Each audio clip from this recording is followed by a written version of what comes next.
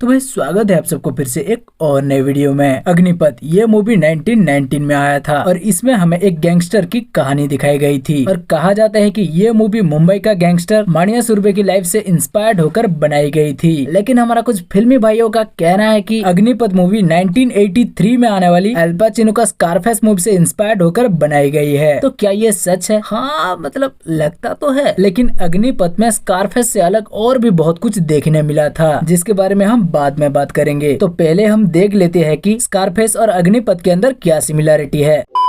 तो भाई स्कारफेस में हमें देखने मिला था क्यूबा की कुछ रेफ्यूजीज को फ्लोरिडा का मायामी में लाया जाता है, जिनमें टोनी मोंटाना भी शामिल होता है। फिर टोनी को फ्रैंक से काम मिलने लगता है और टोनी एक बहुत बड़ा गैंगस्टर बन जाता है। और अग्निपथ में भी विजय की फैमिली अपना गाँव छोड़कर शहर में आ जाते हैं, जहाँ विजय को अन्ना शेट्टी का टीम काम देते हैं और धीरे धीरे विजय भी एक बहुत बड़ा गैंगस्टर बन जाता है। विजय तू भारी आवाज निकालने को ट्राई कर रहा है क्या? मेरी आवाज का मजाक उड़ाना नॉट फनी।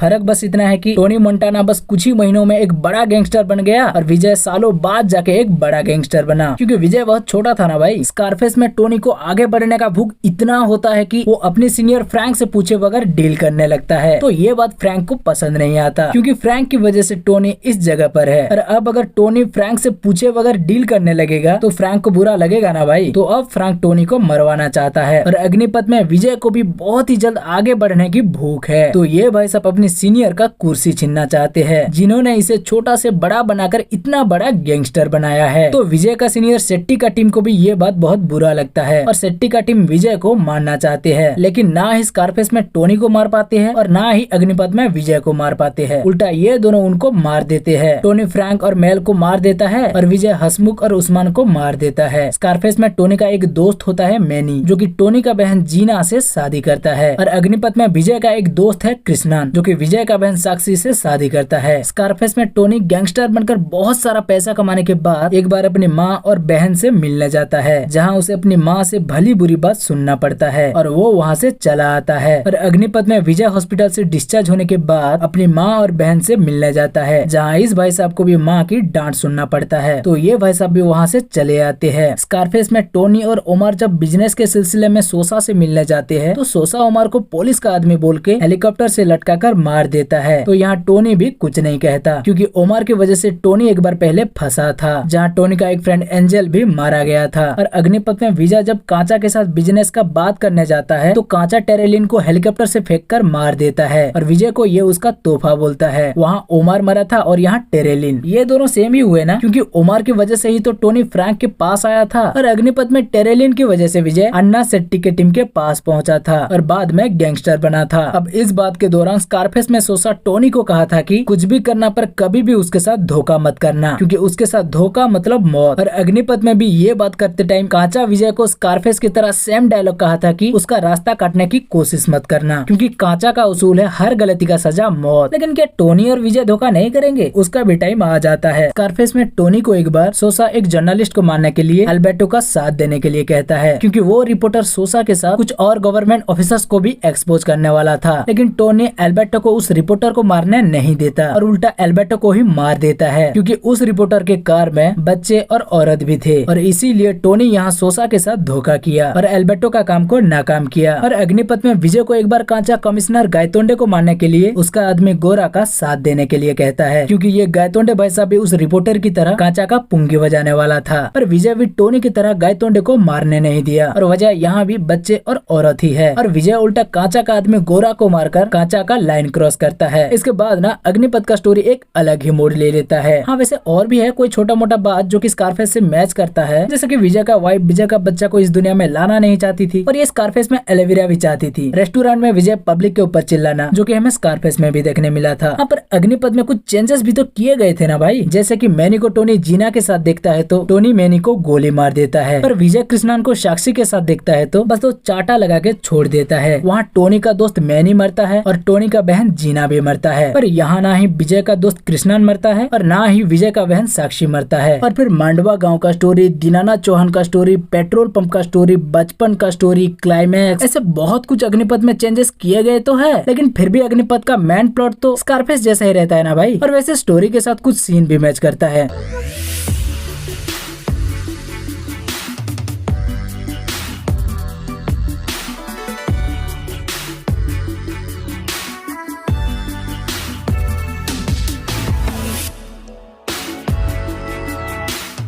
बंद करो, शर्म करो, भगवान से डरो। सबके सब चोर हैं साले। अरे ना भाई, ऐसा नहीं कहना चाहिए। अग्निपथ में तो स्कारफेस से बहुत कुछ अलग देखने मिला है। फिर भी अगर आप इसे इंस्पायर्ड छोड़कर कॉपी कहना चाहोगे तो फिर साउथ की तमिल मूवी बिल्ला 2 का क्या कहोगे। इसका पहला पार्ट तो डॉन का रीमेक था ही, और अब सेकंड पार्ट भी पूरा का पूरा स्कारफेस जैसा ही है, जिसमें वही समंदर के रास्ते आना, बड़ा गैंगस्टर बनना, गैंगस्टर बनने के बाद टोनी जैसे फ्रैंक को मार के एल्विरा से शादी किया, वैसे ही बिल्ला अपने सीनियर अब्बास को मार के उसकी बीवी के साथ रहना, सब कुछ सेम है। पर जिसने स्कारफेस के साथ बिल्ला 2 भी देखा है वो ये बात अच्छी तरह से जानता होगा। बस बिल्ला 2 का स्कारफेस से ज्यादा कोई सीन मैच नहीं करता, क्योंकि बिल्ला 2 को एकदम देसी तरीके से देसी स्कारफेस बना दिया है, एकदम साउथ ढांचा से। तो हो सकता है कुछ लोगों को ये समझने में मुश्किल हुआ हो, पर सच तो यही है। एग्जाम्पल के लिए आप ये सीन देख लो। स्कारफेस में जब टोनी ड्रग्स पहुंचाने आता है तो शांत सुशील दिखती हुई एक औरत गन तानकर टोनी के सामने खड़ा हो जाती है। और बिल्ला 2 में भी जब बिल्ला ड्रग्स पहुंचाकर पैसा लेने आता है तो यहाँ भी शांत और सुशील दिखने वाली एक औरत गन लेकर बिल्ला की कनपट्टी पे रख देती है। यहाँ पर टोनी का भी एक दोस्त मारा जाता है और बिल्ला का भी एक दोस्त मारा जाता है। फिर स्कारफेस में एक गुंडा खिड़की से कूदकर अपनी जान बचाने की कोशिश करता है, पर टोनी आकर सड़क के बीचों बीच उस गुंडे को गोली मारकर भाग जाता है। और बिल्ला 2 में बस थोड़ा सा अलग है, गुंडा खुद नहीं कूदता, बिल्ला उस गुंडे को नीचे फेंक देता है और फिर नीचे आके उसे रास्ता के बीचों बीच गोली मार के भाग जाता है। देखा ना भाई, स्टोरी सेम है, बस बिल्ला 2 को साउथ की स्टाइल से बनाया गया है और क्लाइमैक्स को चेंज कर दिया है, नहीं तो बाकी स्टोरी सब स्कारफेस से लेकर चिपका दिया है। खैर छोड़ो भाई, ये तो चलता रहता है, कभी नॉर्थ कभी साउथ ये कांड करते रहते हैं। वैसे भाई स्कारफेस भी ओरिजिनल मूवी नहीं था, ये भी 1932 की स्कारफेस का रीमेक था। पर अल पाचिनो ने इस मूवी में जिस तरह से काम किया है, लोग देखकर भूल गए कि ये भी एक रीमेक है। अल पाचिनो भाई साहब, इनका एक्टिंग देखोगे तो आप भी भूल जाओगे कि ये एक्टिंग कर रहे हैं, एकदम रियल गैंगस्टर लगते हैं भाई। और इसी से इंस्पायर्ड होकर तमिल और हिंदी में 2 मूवी बना, पर कोई भी अल पाचिनो भाई साहब को मात नहीं दे सके। ऐसा नहीं है कि हमारा बच्चन साहब और थल्ला भाई साहब बेस्ट नहीं है, बेस्ट है, पर इस कैरेक्टर में अल पाचिनो बच्चन साहब और थल्ला भाई साहब के ऊपर भी भारी पड़ रहे थे। आपको इसके बारे में क्या कहना है कमेंट करके हमें जरूर बताना। तो भाई बस आज के वीडियो को यहीं खत्म करते हैं। आपको अगर ये वीडियो अच्छी लगी हो तो वीडियो को लाइक करके अपने दोस्तों के साथ शेयर करो, और चैनल को सब्सक्राइब नहीं किया है तो भाई सब्सक्राइब कर लो।